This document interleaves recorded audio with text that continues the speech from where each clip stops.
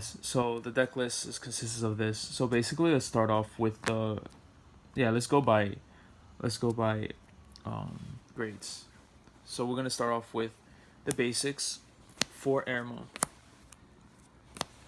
For Airmo. Basically is straightforward. When you retire an opponent's unit, this card gives you a +1 on the field. When you do retire a unit, this counter charges from one of your damages. So not only is a skill might be free, but it also lets you draw. So you can potentially draw into another unit that you need, or something, or a shield that you might need for the next turn to guard. So 4 of this is definitely worth. That's basically staple. I play 4 Conroe. Yeah, it says congratulations 2018. Cool, right? But the reason why I play 4 Conroe is because I want the consistency of seeing the Overlord. Now this deck needs to have the first perfect ride. If you do, it hits the pressure where you need to hit. So then the next mechanic or the stride can basically kill you or push you to 5 on first turn, which is very deadly in premium. So I play 4 of these. Yeah, would I change it? I think of course, because to be honest with you, I've been seeing the correct grade 3 more. So sometimes this card is dead. And yes, this does, when it attacks an Overlord in the Vanguard name, you can send this off, retire this unit, and when the Overlord swings, you countercharge 2. So this is really good as well. But would I cut it down? I believe so, because like I don't want to lose out on 10k shield. 10k shield matters in premium now more than anything. So, but so far I play 4. Let me know what you guys think about it. You can try it out and see. I play this card. I play 2 Calamity Tower. Why? For the push turn, very important. Soul Blast 1. It gives my Vanguard plus 15k to the end of the turn.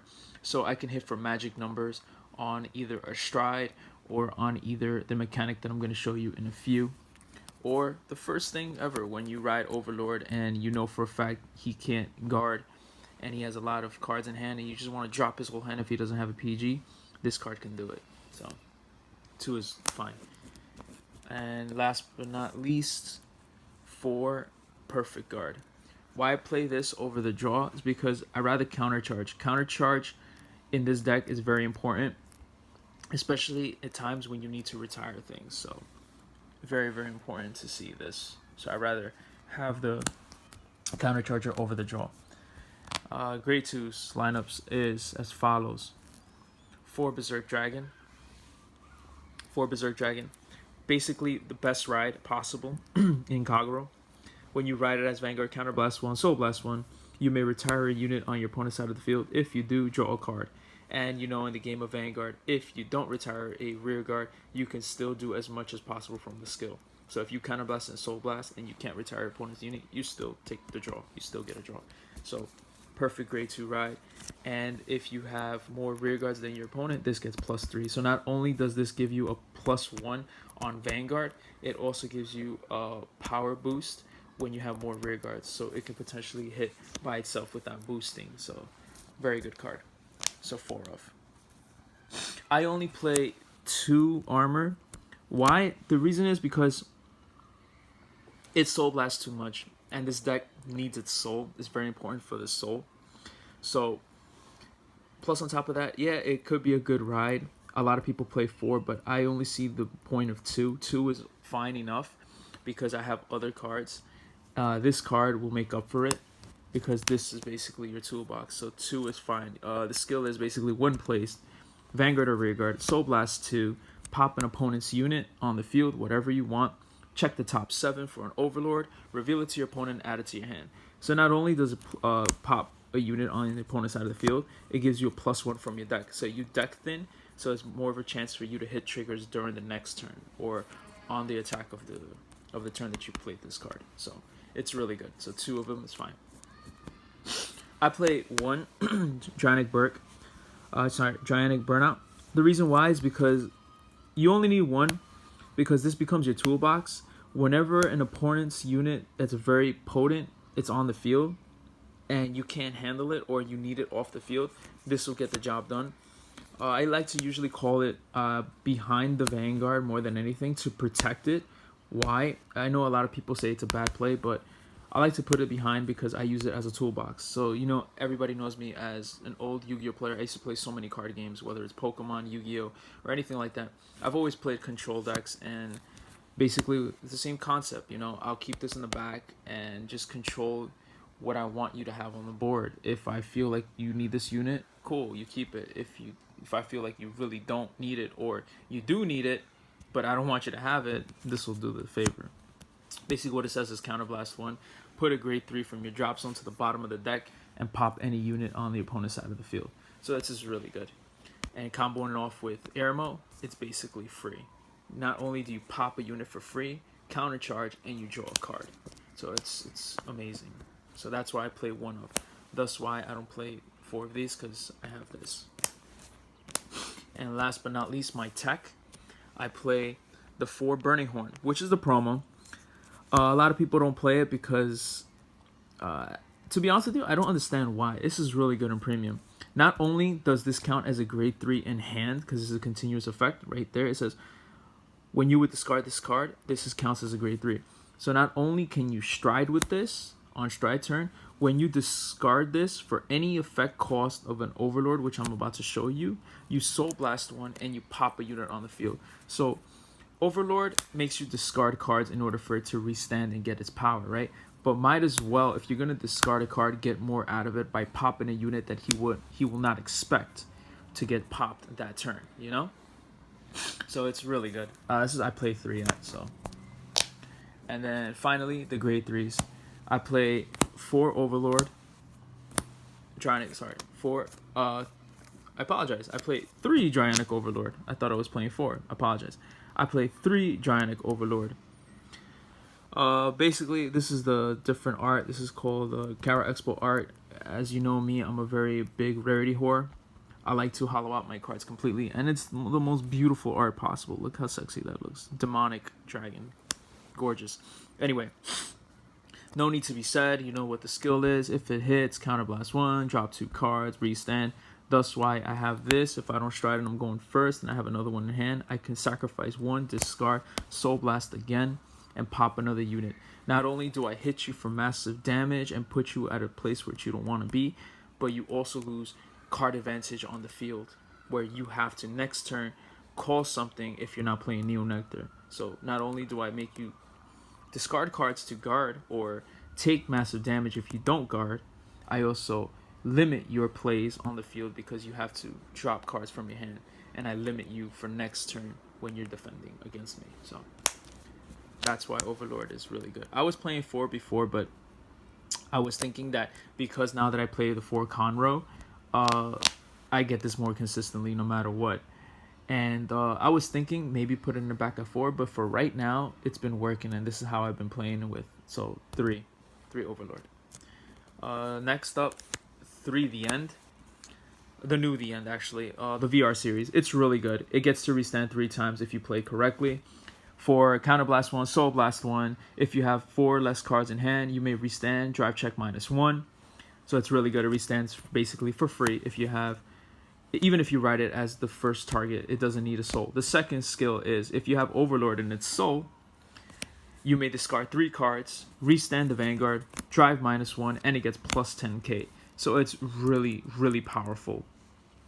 So it's either a good ride as first ride or either second ride kill in standard, but that's not what I use it for. This is what I use this for. I only play 3 of because of this. Last but not least, the strongest card of the deck and what makes the deck, Dryanic Overlord the X, the Legion. The Legion is so powerful here. If you know the mechanics of Legion, basically put 4 cards from the drop zone back to the bottom of the deck. Search your mates. Basically, it's this. You search this. Dryanic Overlord's skill, the X, activates. It searches for either copy of the Vanguard, either the mate or the Vanguard, and search a copy from the deck and add it to the hand. So not only do you +1 from the deck, you take out a non-trigger.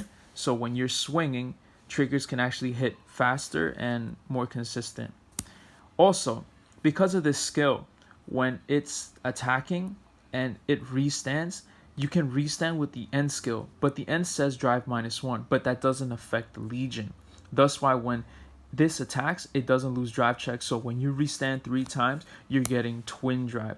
So on the attack of this turn, not only are you 24, if you have a force marker, you're 34 plus the other mate that it sees, you're at 44 with force marker. But if you're at force 2, it swings with 2 crit. So not only are you powerful by power and by damage hit, you also don't lose cards. When you discard, you're getting back whatever you discard. So say you discard 3, right? You're getting 2 back, so you lose 1.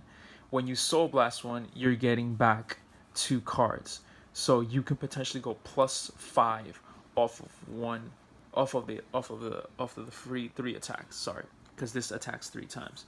1, restand, drop 3, restand, skill, counter blast 1, Soul Blast 1, restand, swing again. 6 drives.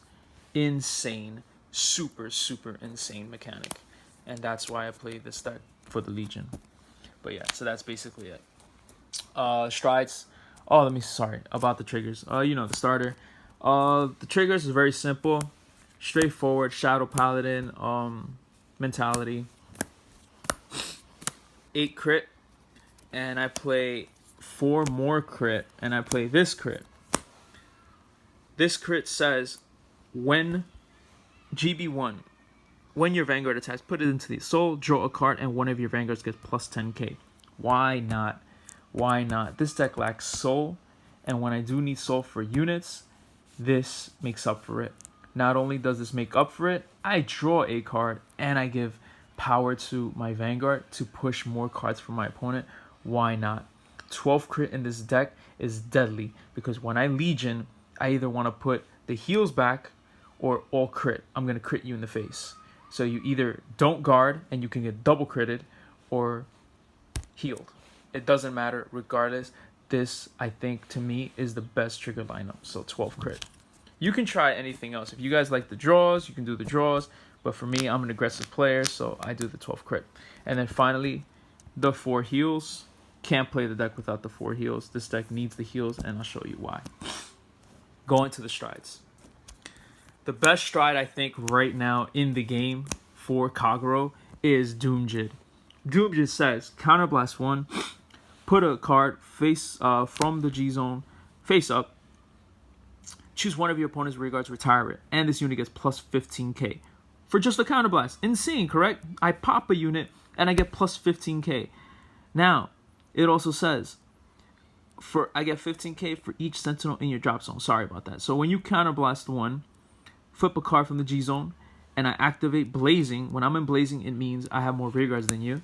So I pop a unit for free, and I get plus 15 for every Sentinel on the grave. So if you use a Sentinel early, this potentially could come out by itself as a 30. Behind whatever the Vanguard is into the soul, this can swing at you for 41.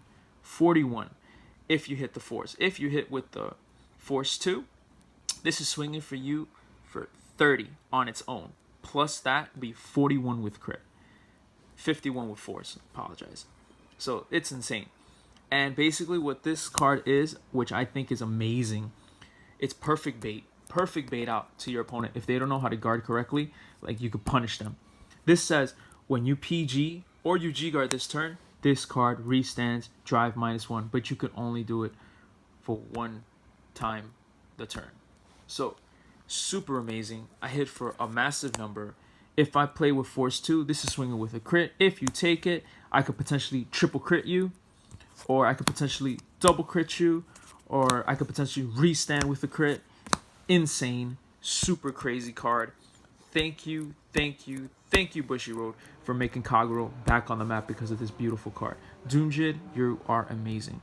And I really say it, this is the heart of the deck. Amazing stride. Of course, the Zeroth Dragon, my favorite card of all.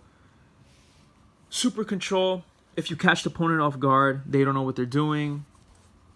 Finisher, super finisher. Not only do I drop 3 cards in your hand, you have to pick one of them and ride it. So if you don't have a grade 3, I can make you go from a grade 3 down to a grade 1 or down to a grade 2. And if you do that against my Legion, after I stride, I just re-Legion you and kill.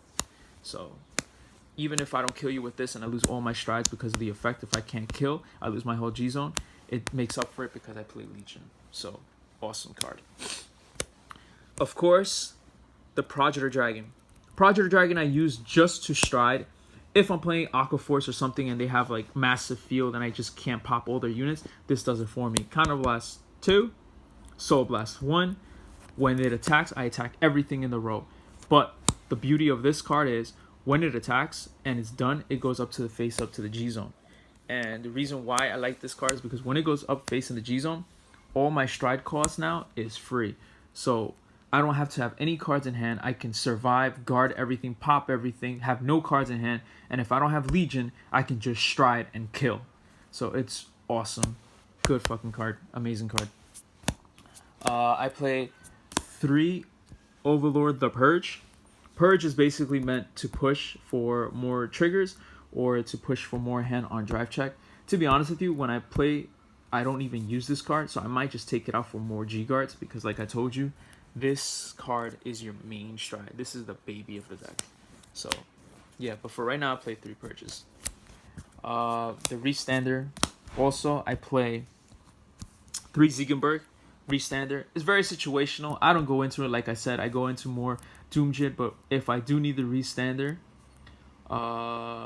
let's just say I get rid of all my Doomjits, he survives, and I need a Restander just to attack, I will go into this. You know, just another finisher basically. Kagero wants to have as many finisher options as possible, so I play 3. And then finally to the G guards. I play 1. My friend tells me to play 2, and I might take him up on the offer. Like I said, I'm going to get rid of the Purges because I don't need it. I play 1 because when it attacks the Vanguard, if I counterblast 1, put 2 grade 3s, reveal it to your opponent, put it to the bottom of the deck, I may pop my opponent's back row when the Vanguard attacks me. So if you're attacking me and you're trying to either do multiple plays or Messiah lock or do whatever you need, and you need your back row to do things, for instance, whether it's Rush Mechanic or Spikes or Neo or anything possible that you need back row for, I pop your back row and then I just basically kill your whole play or kill your whole turn. So it's a really strong card. So I think I should play that too. I'm agreeing with my friend. I play, of course, 3 Denial Griffer. Why I need the heals are the most important cards. Besides this and this, these. For 1 counterblast, I pop any attacking unit that's attacking my Vanguard. So broken. If you don't have a guard restrict and you're swinging for like 70k and I can't guard you, why stress myself out? Just drop a G guard and pop you. That's why I love Kagero so much, because it's control. This deck controls what you have on the field, and it allows me to let you have what I think is best from myself and my return for you to stay on the field. So it's really amazing. And then finally, 1 of the Adam Salam. Adam Salam basically says, counterblast 1. When this unit is placed, that battles your Vanguard by your opponent's Vanguard, you may pay the cost. If you do, this unit gets plus 10k for each open rearguard circle. Now, because I pop so many units, you usually don't have anything. And if I don't want to drop massive hand, I could just drop 1 G guard, counterblast 1, and this could potentially become a 40k shield or a 30k shield for just a 20. So a 20k shield can evolve to a plus 10 or plus 20. Amazing G guard. And yeah, because I'm going to take out more, I'm going to play 2 of this. So I'm going to play 2, 2, and 3. But for right now, this is what I've been playing in Premium. And that's about it, guys. So tell me what you guys think. This is the deck. This is my Premium deck. This is my Shop Challenge deck. This is the deck that has won. Let me know what you think in your comments below. You can message me, brainstorm with me for another potential deck of this sort. And yeah, I again appreciate you guys for always supporting me and watching me play and just watching my outstanding performance. I really appreciate you guys. Thank you so much for taking an interest in me and understanding why I play the way I play and what decks I play. Again, thank you so much, guys. This is the deck list that I promised you guys that I'll put up, and here you go. All right, Pro Vallejo out. Thanks. Peace.